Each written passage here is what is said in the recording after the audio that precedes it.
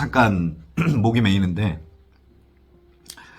안녕하세요. 인문학 읽는 마케터 야티, 오랜만에 책 읽은 이야기로 또 찾아뵙습니다. 제가 최근에 이 크래프톤 웨이라는 책을 읽었거든요. 이 책에 대한 얘기를 할 겁니다. 그런데 그 전에 아주 솔직하게 한마디 하고 넘어가야겠어요. 누구는 없어 보이는 얘기는 하지 말라고 조언하는 사람들도 있었습니다. 근데 솔직하게 얘기하고 넘어가야 될 것 같아요. 이 책에서는요, 이 블루홀이라는 게임 제작사가 10년 동안 500억을 태운 이야기가 담겨 있거든요. 그런데 이 부분이 솔직하다는 얘기예요. 저는 지금 100만 원도 없어서 절절 매는 사람입니다. 진짜 자존심 상하는 얘기인데 100만 원도 없어서 절절 매는 사람이 10년 동안 500억을 태운 게임 제작사의 이야기를 한다는 것이 살짝 좀 안 맞는 것 같다는 생각이 좀 들기는 해요. 그런데 재미있게 읽은 책이었으니까 제가 2번 읽었습니다. 10년 동안 500억 태운 게임 제작사의 이야기를 하면서 제 얘기도 좀 곁들여보는 그런 영상을 찍게 되었어요. 제가 35살에 화장품 회사를 창업을 하고서 한 3년이란 시간 동안 제가 6억을 썼더라고요. 3억을 투자받고 3억을 제가 끌어다 썼습니다. 그리고 폭망했어요. 그리고 제주도 내려와서 약 한 4년에서 5년이라는 시간 동안 좀 똥볼을 차고 있다는 생각을 좀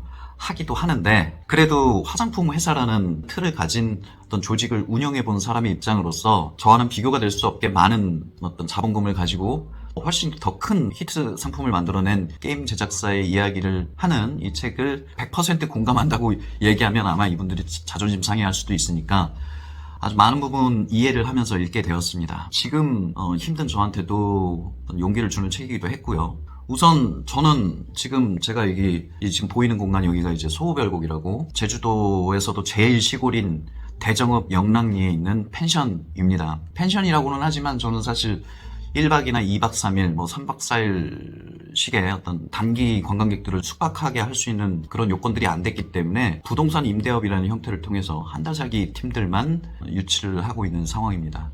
그러다 보니까 방 하나를 이제 상품을 여러 개 쪼개서 단가를 올려서 판매하는 것이 저한테 더 경제적인 도움이 되는데, 그것을 이제 한 달 살기로 늘려서 하다 보니까 사실 이 공간을 통해서 벌어들이는 수익은 겨우 유지 수준이에요. 그래서 저는 여기 소호별곡이란 공간을 이제 한 달 살기 영업을 하면서도 저녁 시간에는 계속해서 이제 시내에 나가서 시간제 일 아르바이트를 하고 있는 상황이기도 합니다. 뭐 그러면서 이제 어떤 날짜만 되면, 어쨌든 저도 여기가 임대해서 하는 공간이다 보니까 날짜가 되면 임대료가 나갈 것이고 저도 쓰는 생활비가 있을 것이고 육지에 있는 가족들한테 보내는 생활비도 있을 것입니다. 날짜가 돌아올 때만 되면 저는 이제 공포심이 들어요. 공포심이. 그런데 그 공포심을 또 언제 제가 느꼈냐면, 창업을 하고서 그 회사를 운영할 때 그 직원들한테 급여 줄 때만 되면 이제 신경이 예민해지는 거예요. 내 상품이 이제 영업행위를 통해서 판매가 되었고 그 판매된 금액이 직원들 급여 날짜 전에 상당수 이제 수금이 되어야 되는 상황인데, 불규칙적인 상황들에 의해서 그 돈들이 안 들어오면 직원들한테 급여 줄 돈이 없는 거예요.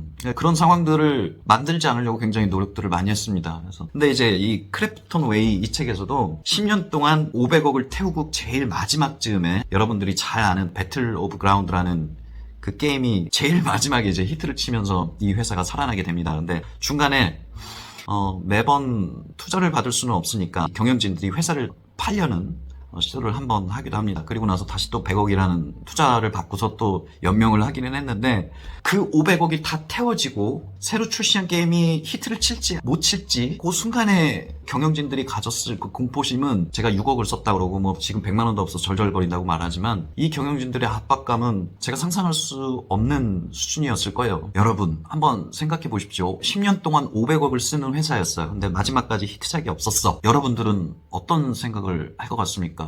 이 경영진들은 무슨 생각을 했을까요? 실패했다고 생각했을 거 아니에요. 그리고 어쩌면 이들의 머릿속에도 파산 또는 나아가서 죽음 이라는 것까지 생각해봤을지 몰라요. 물론 이 책에는 그런 내밀한 속사정까지 얘기 나오지는 않았습니다만 아마 저 같으면 생각해봤을 것 같아요. 경영진 중에 장병규라는 사람이 있는데, 이 사람이 처음에 이 블루홀이라는 회사를 창립할 때 300억이라는 개인 사재를 출연을 하면서 이 회사를 세우게 됩니다. 어쨌든 그 사람은 내가 300억 태웠고 우리 회사와 내 이름 그리고 구성원들을 보고서 투자받은 게 거의 200억이란 말이죠. 그게 이제 단 하나의 히트 상품도 없이 다 날려버리게 되었을 그때 무슨 생각을 했겠습니까? 그거는 제가 감히 상상해 볼 수 없는 어떤 무게감과 압박감, 책임감이었을 거예요. 제가 이 책을 어떻게 알게 되었냐면, 당인리 책발전소라는 그 서점 공간을 시작했던 김소영 아나운서 그 인터뷰 영상이 있습니다. 거기서 김소영 아나운서가 이 크래프톤 웨이를 소개를 해요. 나도 한번 읽어봐야겠다 해서 그때 처음에 읽은 게 2023년 8월 20일 날이네요. 그리고 나서 2년이 조금 안 되는 바로 오늘 2025년 6월 7일에 이 마지막 부분을 다 읽어냈습니다. 거기 영상에서 김소영 씨가 그러더라고요. 본인은 500억을 태워서까지 하지 않아도 되는 일을 하니까 다행이다라는 뉘앙스의 이야기를 했던 것 같아요. 상상할 수 없는 거액을 들여서 회사를 운영해 나가는, 그리고 실패와 좌절을 끊임없이 겪어낸 한 회사의 이야기가 담겨 있다고 하니까 저도 궁금해져서 봤겠죠. 저는 이 얘기를 자꾸 하게 되는데 지금 100만 원도 없어서 절절매는 이 상황이지만 아마 이 유튜브 제일 첫 번째 영상 그리고 두 번째 영상 한 5년 전에 찍었던 것 같습니다. 거기에 제가 그 야트라는 브랜드를 언급을 하면서 썸네일에다가 이런 문구를 썼을 거예요. 수조원. 제 야트라는 브랜드가 수조원의 가치를 가진 브랜드가 되기를 희망한다라는 썸네일 문구를 썼던 것 같은데 저는 지금도 그렇게 생각합니다. 우선 일단 이 서구별곡이라는 공간을 올해 하반기에 여러 조건들을 갖춰서 이 공간을 단기 관광객들도 숙박 유치할 수 있는 어떤 북스테이 공간으로 만들고 싶고요. 북스테이라고 한다면 진짜 명실상부하게 본질적으로 진정한 북스테이를 만들고 싶거든요. 그래서 여러 가지 시도들을 하는 과정에 이제 제가 올레 코스를 걷는다든가 아니면 제주 역사 여행을 한다든가 이런 것들이 이제 콘텐츠로 제공이 되기를 바라는 마음도 있습니다. 그런데 어떤 목적과 수단으로서 올레 여행이라든가 역사 여행을 하는 건 아니에요. 올레를 걷는다든가 역사 여행을 한다든가 하는 거는 그건 자발적인 동기들이 생겼기 때문에 하는 것이고 그리고 지금 이렇게 책들이 보이기도 하지만 이 한 10평 남짓한 이 공간도 명실상부한 서점으로 만들고 싶은 거예요. 그것이 저는 이제 올해 하반기에 준비를 한다라는 생각을 가지고 좀 움직이고 있는데 여전히 어떤 현실적인 어려움들 때문에 빠르게 지금 행동으로 옮기지는 못하고 있어요. 행동으로 옮기지 못한다는 것 때문에 저 스스로 올가매기도 하고는 있는데 어쨌든 이런 책들을 읽으면서 용기를 내보기도 하는 겁니다. 할 수 있다면 제가 지금 임대로 이 공간을 운영하지만 이 공간을 사서 북스테이를 넘어서 진짜 제주에서 제일 큰 서점으로 만들고 싶다는 그런 꿈도 꿔요. 그리고 저는 프랑스적 감수성을 담은 야트라는 그 뷰티와 패션 브랜드를 꼭 런칭하고 싶거든요. 그것은 제가 5년 전부터 간절하게 바래온 일이기도 합니다. 그리고 제 나이에 아직 만으로 44인데 아직 젊은 나이라고 생각해요. 그리고 제가 뭐 크래프톤 웨이라는 책을 읽는 것처럼 그리고 또 이전 영상에 그 레이크록 맥도날드를 지금의 전 세계적 브랜드로 키운 레이크록의 자서전 사업을 한다는 것이라는 책을 읽는 등 여러 가지 경제 경영서, 마케팅 이론서들을 읽는 것도 결국에는 제가 그 소호별곡 떠나서 그리고 또 야트라는 브랜드 그리고 제주도 농산물 플랫폼을 만들겠다고 하면서 제로팜 프로젝트라고 명명한 것 이런 것들을 하기 위해서 제가 스스로 학습하고 있는 거예요. 그리고 어쩌면 지금 100만 원도 없어서 절절맨다는 이야기도 결국엔 그때의 어떤 보다 더 나은 어떤 행동과 판단과 경험을 위해서 지금 고생하고 시련을 겪고 있는 거라고 받아들이고는 있습니다. 기업가가 되고 싶어요. 저는 정말 또 얘기하지만 100만 원 없어서 절절되긴 하지만 나는 진짜 수천억의 브랜드 가치 아니 처음 이 영상을 시작할 때 언급했던 것처럼 수조원의 브랜드 가치를 지닌 회사를 이끄는 기업가이자 디렉터가 되고 싶은 거죠. 그 꿈은 사그라들지 않아. 잠깐 목이 메이는데 제가 겪고 있는 어려움들은 사실 그렇게 어떤 사람들에 비하면 큰 어려움은 아닐 거예요. 근데 힘드니까 진짜 멋있게 이겨내보고 싶은 거예요. 내가 북스테이를 하겠다고 하니까 제가 부사장님이라고 이렇게 부르는 분이 이제 육지에 한 분 계셔요. 그분이 어느 날 갑자기 제 영상을 보고서 이것저것 갑자기 캐묻기 시작하는 거예요. 그러니까 아마 그 질문들을 통해서 제가 얼마나 준비가 되어 있는지 얼마나 구체적인 비전을 그리고 있는지 느껴보고 싶어서 알아보고 싶으셔서 그 질문들을 하셨던 것 같은데 그분 입장에서는 북스테이가 무슨 돈이 되냐라는 얘기를 하더라고요. 물론 설득할 수는 있었습니다만 그분의 그 말씀이 저한테는 약간의 조롱으로 들리더라고요. 기분이 나빴습니다. 하지만 오래도록 알고 지내온 사이였고 저도 얻는 게 있고 배우는 게 있는 관계이기 때문에 제가 이렇게 전화통화로 길게 말을 할 수는 없습니다만 꽤 구체적으로 저 나름대로 비전을 세워놨고 그에 따라서 이런저런 활동들을 하고 있는 겁니다 라고 좋게는 얘기했습니다. 그리고 또 제주도에 내려와서 또 어떤 할아버지 뻘 되시는 분한테 그런 얘기를 들었어요. 서점을 한다고 하니까 물론 여지껏 서점을 못하고는 있습니다만 요새 누가 책을 읽느냐 그리고 책 파는 게 무슨 돈이 되냐라는 얘기를 하시더라고요. 별로 잘 알지도 못하는 사이인데 제가 어떤 사람인지도 모르고 그런 말씀들을 하신다는 게 그리고 또 하나 책을 읽는 게 그리스도인한테 맞냐라는 질문을 하시더라고요. 그리스도인이 책 읽는 게 무슨 상관이 있어요. 이제 성경책만 읽어야지 왜 세상에 지식을 탐하느냐 이런 질문을 하신 건데, 나도 나이가 들고 어느 순간부터는 그걸 일일이 변명하기가 싫더라고요. 그냥 내가 행동으로 보여줘야겠다라는 생각을 하게 됩니다. 이 크래프톤 웨이라는 책을 읽고서 해야 하는 이야기가 자꾸 산으로 가는 것 같은데, 이 책을 읽으면서 어쨌든 너무 공감한 게 많은 나머지 이 책에서 나와 있는 그 실패와 좌절의 순간들이 남 얘기 같지 않으니까 내 실패와 좌절의 순간들을 계속 떠올렸던 것 같아요. 제가 화장품 회사 창업했던 때의 이야기를 잠깐 했는데, 그때의 에피소드를 하나 이야기하면서 이 책이 어떤 부분에서 좋았는지 본격적으로 얘기를 해볼게요. 그 화장품 브랜드는 제가 한국에서 만든 것이 아니라 일본의 유명한 그리고 또 오래된 럭셔리 에스테틱 브랜드였어요. 그 브랜드가 한국에서 영업활동을 하려면 한국에 지사가 있어야 될 거잖아요. 그 지사 역할을 하는 회사를 제가 하게 된 거죠. 제가 직접 그 회사를 서치해서 지사 계약을 맺은 건 아니었습니다. 먼저 하시던 대표님이 계셨는데, 그 대표님이 영업을 너무 못하시고 저는 그쪽 시장을 잘 아니까 내가 그 영업을 도맡아서 하겠다라고 그 틈을 비집고 들어간 거죠. 그러면서 저도 이제 팀원들을 모아야 되니까 그 중에 한 분이 영업부장이라는 타이틀을 달고서 저보다 조금 나이가 있으신 분이었고, 선대 대표님의 회사에서 실제 일을 하기도 했던 분을 다시 제가 영입을 하게 됐습니다. 그렇게 영업활동을 해나가는 중에 그분이 어떤 피부관리샵에서 3개월 동안 500만 원의 매출 약정을 맺고 왔다고 하시면서, 그 500만 원 매출 약정에 대한 판촉물 지급을 미리 하자는 그 품위서를 저한테 주시더라고요. 그때 그 품위서를 받고서 제가 정말 너무너무 화가 났습니다. 일단 첫 번째로 왜 화가 났냐면, 이분이 품위서를 저한테 주시고 담배 피우러 나가셨어요. 일단 그 품위서를 올리면 내용을 확인하고서 저한테 어떤 코멘트를 받아야 된다고 생각을 하고 있었고, 두 번째는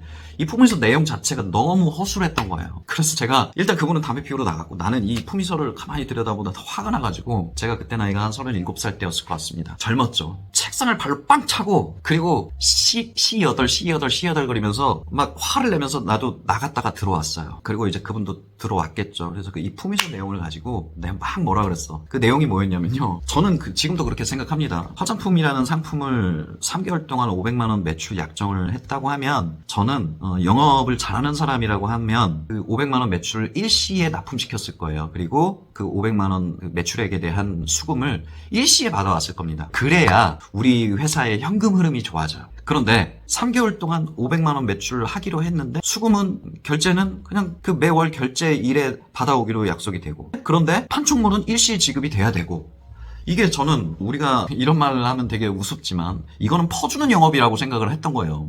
영업사원이 퍼주는 영업을 하는 건 진짜 쉬운 영업입니다. 쉬운 영업이에요. 근데 이제 그 내용, 그 품위서의 내용이 이제 쉬운 영업의 내용이 있더라고요. 거꾸로 생각해보면 피부관리실 또는 매장 입장에서는 일단 500만 원이 다 팔리지 않을지도 모르는데, 일단 영업사원하고 그래 500만 원 팔아볼게 라고 약속을 하고서, 대신 너네들이 좀 지원을 해줘, 판촉물 미리 지원을 해줘 라고 매장 입장에서는 얘기할 수 있어요. 그런데 매장 입장과 우리 회사 입장 사이에서 조율을 해내고, 그 사이에서 일시 납품과 일시 결제, 그리고 판촉물 일시 지급, 이 플로우 안에서의 협의할 수 있는 틈들은 분명히 있거든요. 근데 이제 그런 내용들이 없었으니까 제가 화가 났던 거죠. 화낼 수는 있다고 쳐. 그리고 그분이 틀렸을 수도 있다고 쳐. 쉬운 영업을 한번 했다고 쳐요. 근데 제가 이 책을 읽으면서 그때 장면이 이렇게 떠오르는 거예요. 내가 그때 무엇을 실수했나. 그리고 또 결국에는 그 브랜드가 실패하게 된 원인은 일단 1차적으로 제가 영업을 못해서가 아닙니다. 저는 영업을 잘했어요. 거래처도 점차 늘려나가고 있었고, 지역에 있는 대리점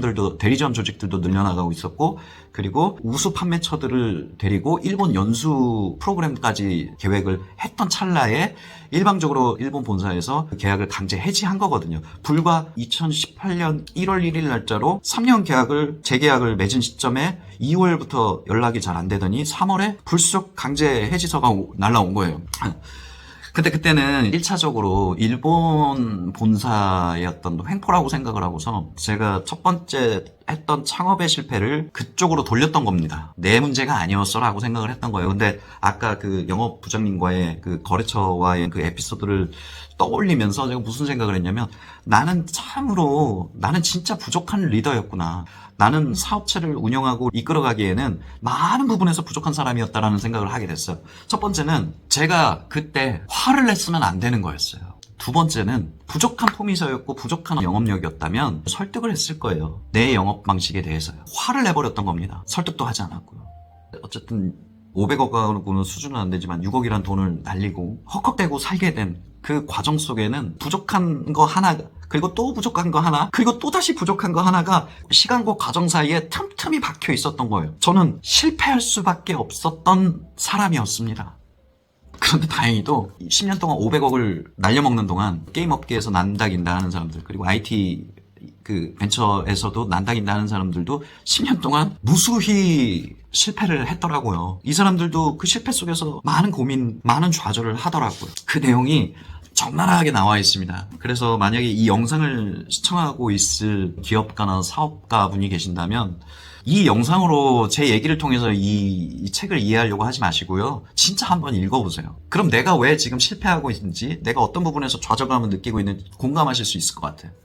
그럼에도 불구하고 이 책이 왜 좋았나라는 부분에 대해서 저는 한 3가지 정도를 꼽을 수가 있겠더라고요. 첫 번째가 리더에 대해서, 그리고 소통하는 것에 대해서, 세 번째가 전략에 대해서 생각해 볼 수가 있게 되더라고요.